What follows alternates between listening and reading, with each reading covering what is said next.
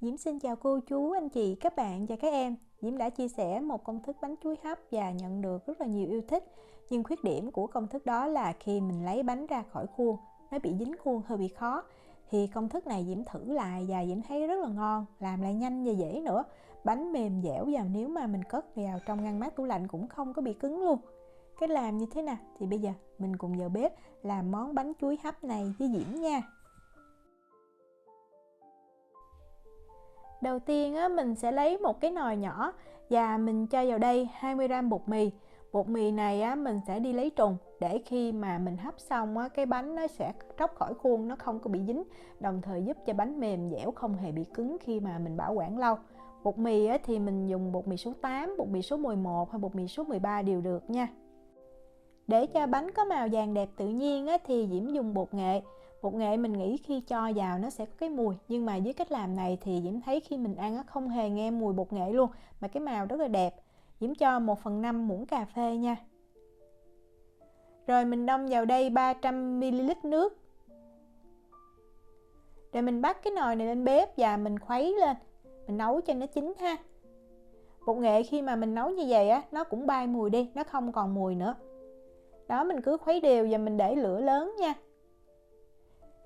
Khi mà mình thấy cái nồi hỗn hợp này nó sôi lên là cái lúc bột nó cũng chín đó, thì cái màu bột nghệ mình thấy nó vàng lên đẹp lắm. Mình khuấy thiệt là nhanh, khoảng 5 giây nữa thì mình nhắc khỏi bếp. Nhắc khỏi bếp rồi thì mình tiếp tục mình khuấy thêm tí xíu và mình để ở đây cho cái bột này nó nguội khoảng từ 15 cho tới 20 phút nha. Trong thời gian này thì mình đi chuẩn bị chuối. Chuối thì nếu mà mình có chuối sứ, chuối xiêm là mình làm là ngon nhất. Nhưng mà bên Diễm dễ nhất là chuối dạ hương hay là chuối tây này. Vì vậy Diễm dùng chuối này. Chuối này khuyết điểm của nó là khi mình làm nó bị mềm, làm cho cái bánh nó không được chắc lắm, nhưng mà ăn cũng ngon. Và mình lựa chuối đừng có nên sống hoặc là chín nhiều quá thì cũng không ngon nó vừa chín tới như vậy. Mình cắt thành từng khoanh ha. Nó có cái độ dày khoảng 0,5 tới 0,8 cm là được.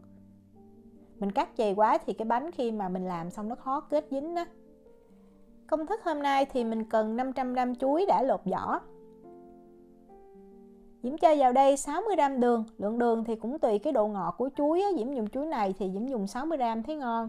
Mình cho thêm 1g muối nha. Rồi mình xóc lên cho đường nó thấm đều, hoặc là mình dùng cái cây trộn bột đó, mình đảo cũng được. Mình ngâm chuối với đường như vậy để chuối nó ra mật khi mà mình trộn chung với bột, cái bánh nó sẽ ngon hơn, cái bột bánh nó sẽ nghe cái mùi chuối nữa. Rồi mình để ở đây cho chuối nghỉ 15 phút nha. Bột chính để làm cái bánh chuối này thì mình dùng bột năng. Bột năng thì Diễm dùng hiệu của Thái Lan. Ở Việt Nam mình mua bột năng hoặc là tinh bột năng là mình làm được. Công thức này mình cần 180g nha. Mình cho vào chung với lại cái hỗn hợp bột mì mình đã để nguội. Rồi mình khuấy cho thiệt là đều. Mình khuấy tí xíu thì cái bột nó sẽ mịn thôi. Vừa cho vô thì mình thấy nó hơi vón cục nhưng mà không có sao hết. Sau khi khuấy xong thì mình sẽ được một cái hỗn hợp nó sệt như vậy. Nếu mà bột nó còn nóng thì nó sẽ đặc hơn, còn nếu mà cái bột nó nguội hoàn toàn thì nó loãng hơn. Chuối mình đã để nghỉ được 15 phút rồi thì bây giờ mình cho hết cái hỗn hợp bột vào chung. Mình cho thêm vào đây 1 muỗng cà phê tinh chất vani nha. Nếu mà mình dùng bột nghệ thì Diễm thấy mình nên cho tinh chất vani để cho cái mùi bánh nó thơm hơn, còn nếu mà mình dùng màu thì mình có thể bỏ qua. Mình trộn lên cho thiệt là đều. Vậy là mình làm xong cái hỗn hợp bánh rồi. Để hấp bánh thì Diễm dùng khuôn silicon. Diễm thấy có đường kính từ 20 cho tới 22 cm là được. Còn nếu mà mình dùng khuôn nhôm thì mình thoa dầu vào khuôn trước ha. Cho bột vào khuôn bánh và mình dùng cây quết bột đó, mình trải bột ra cho đều. Rồi sau đó mình sẽ đập khuôn vài lần như vậy để cho chuối nó được dàn ra đều đó. Và để đẹp hơn thì Diễm lấy thêm một trái chuối nữa, Diễm cắt thành từng khoanh nè, và mình xếp đều lên trên mặt bánh. Sau đó mình sẽ lật cái mặt chuối lại, tại vì nếu mình để như vậy lúc mà mình hấp xong cái mặt chuối nó không có dính bột, nhìn nó không có đẹp ha. Đó, mình lật lại như vậy. Đập bánh lên trên mặt phẳng 1 tới 2 lần nữa là mình mang mình đi hấp. Diễm cho vào cái sửng này, có cái đường kính là 28 cm và mình đợi nước sôi thì mình cho cái sửng bánh lên mình hấp. Mình sẽ để lửa trung bình nha và mình hấp bánh này trong thời gian là 35 phút. Dưới cái sửng tre và cái khuôn Diễm dùng lượng kính là 22 cm ha, còn nếu bánh dày hơn thì thời gian hấp bánh sẽ lâu hơn. Sau 35 phút mình thấy ha, cái bột nó đã trong vắt như vậy. Nhắc bánh ra khỏi nồi hấp thì mình để ở đây cho bánh nguội hoàn toàn nha. Mình sẽ lấy cái nắp sửng mình đậy lại. Trong thời gian này thì mình đi làm nước cốt dừa. Tùy mình thích nha, hôm nay nhà Diễm còn cái coconut cream này nên Diễm xài. Diễm thấy Diễm thích xài coconut milk hơn, nó ít béo hơn tí xíu, nó loãng hơn. Công thức hôm nay thì mình cần 400ml nha. Và mình cho vào đây 40g đường. Mình cho thêm 2g muối để cái cốt dừa này nó được đậm đà.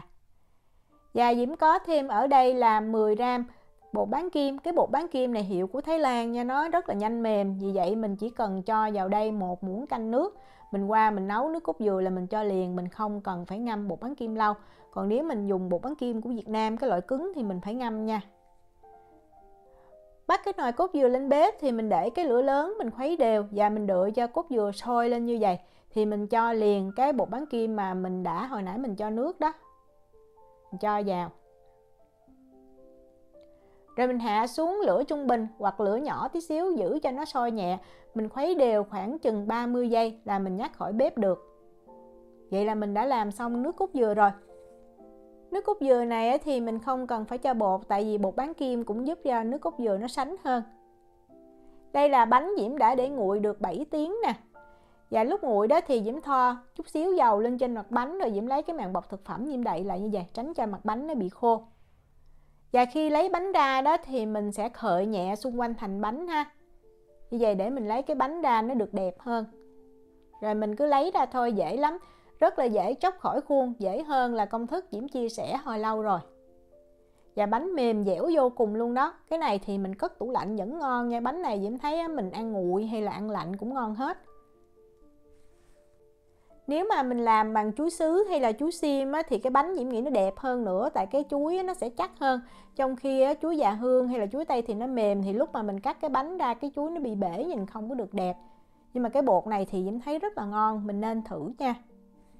Khi ăn thì mình cắt ra thành từng miếng nhỏ, rồi mình chan nước cốt dừa lên nè. Rồi mình rắc mè rang hoặc là đậu phộng lên trên. Lúc chụp hình thì Diễm chỉ cho 1 muỗng nước cốt dừa thôi để chụp hình thấy cái miếng chuối cho nó đẹp đó. Nhưng mà khi ăn thì mình cho thêm nước cốt dừa nhiều chút sẽ ngon hơn. Cái bánh nó vừa dai nè, mềm, ngọt, có vị chua nhẹ của chuối, nước cốt dừa thì béo, ngon lắm luôn. Diễm chúc cô chú, anh chị, các bạn và các em làm bánh chuối thiệt là ngon. Nếu mà có thắc mắc gì thì cứ để lại lời nhắn hoặc là gửi tin nhắn cho Diễm. Diễm cảm ơn sự quan tâm theo dõi video rất là nhiều. Hẹn gặp lại trong những video tiếp theo. Chào tạm biệt.